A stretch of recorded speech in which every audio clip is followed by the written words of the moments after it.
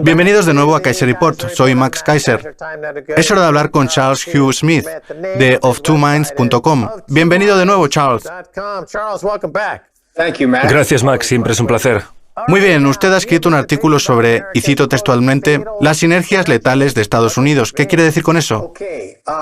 A ver, la frase la he tomado prestada de un historiador al hablar del siglo XVII, una época llena de conflictos, pronunciamientos, guerras, revoluciones, desde Europa hasta China.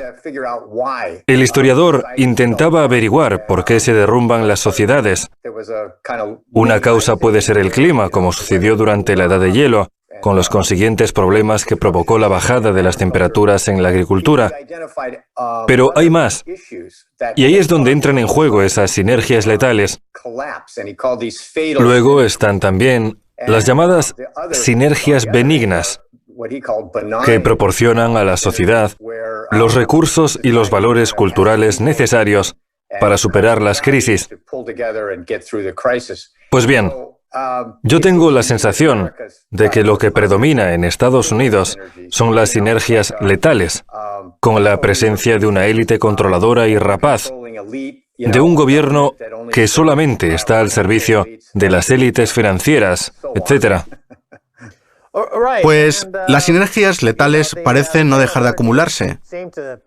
Todos los días conocemos nuevos casos de deterioro de las infraestructuras, de bloqueo político, de descontento social, y a eso ahora se le suma el peligro derivado de la inflación. Vamos, que se está juntando todo.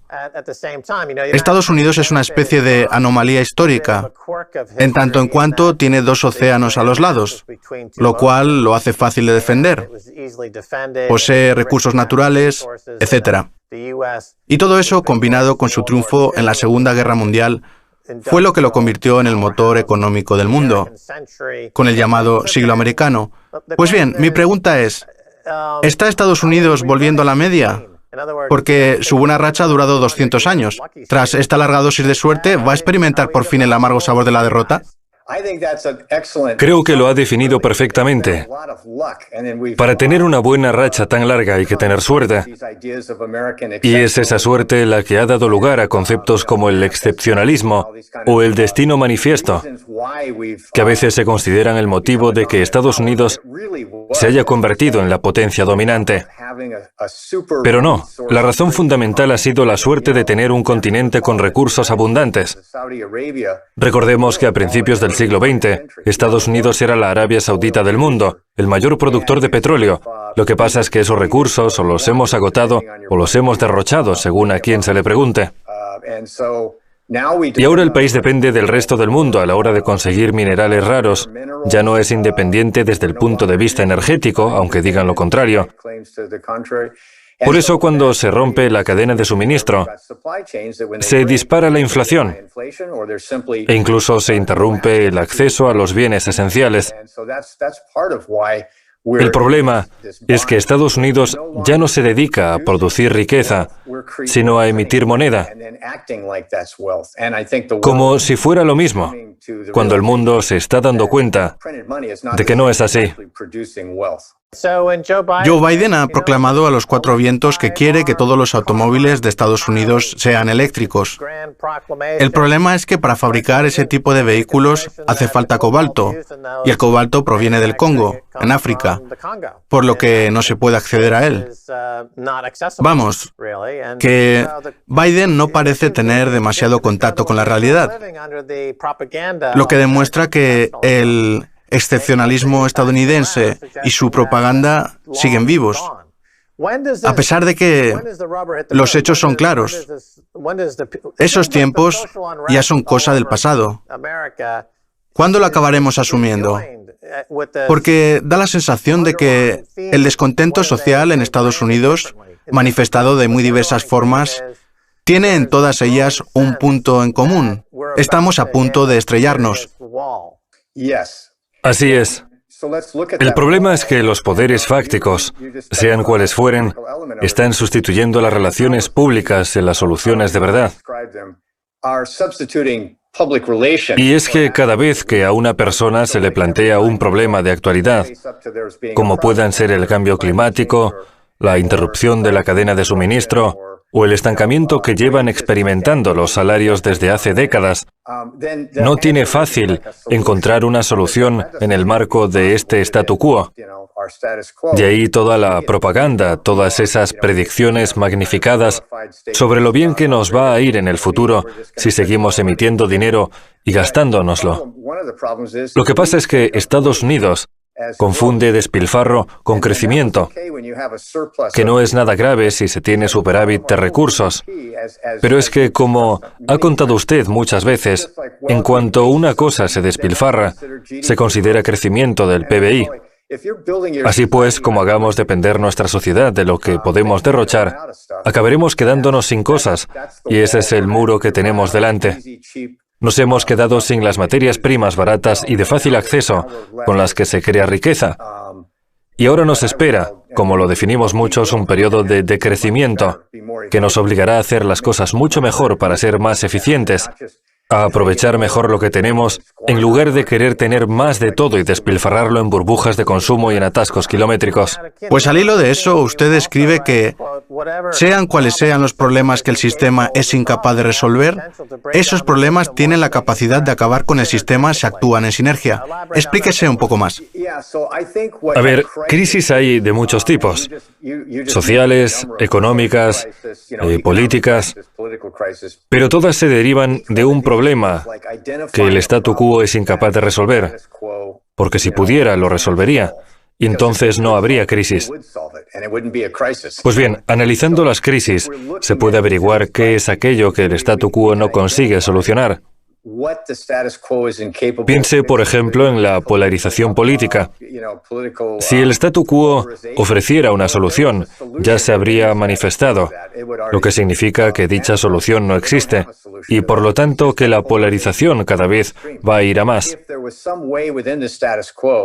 Es más, si el statu quo, que ya sabemos que está compuesto por la élite más selecta, la que controla todo el dinero, toda la riqueza y todo el poder político, fuera capaz de resolver el problema del estancamiento de los salarios y el descenso de los ingresos reales, ya lo habría hecho, pero no lo es.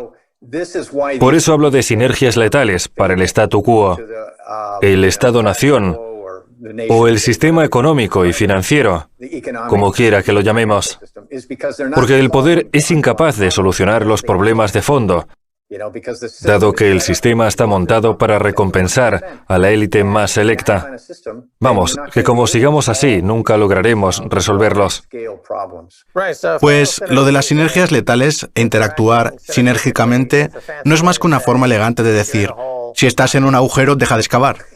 Bueno, sí. En fin, según un reciente estudio, los ciudadanos apenas tienen influencia en las decisiones del gobierno de Estados Unidos. Y usted escribe que los grupos a los que se les niega la posibilidad de opinar, de acceder a los recursos y de tomar sus propias decisiones son una olla a presión a punto de estallar. ¿A qué grupos se refiere? Porque hay muchos. ¿Cuáles son los más destacados, los más evidentes o los más activos? Empiece por los que no forman parte de la élite. Yo creo que hay dos grandes grupos que carecen de voz y de representación política. En la derecha están los llamados deplorables, que son los seguidores de Trump, las personas de ideología conservadora que sienten que no influyen de ninguna manera en el gobierno.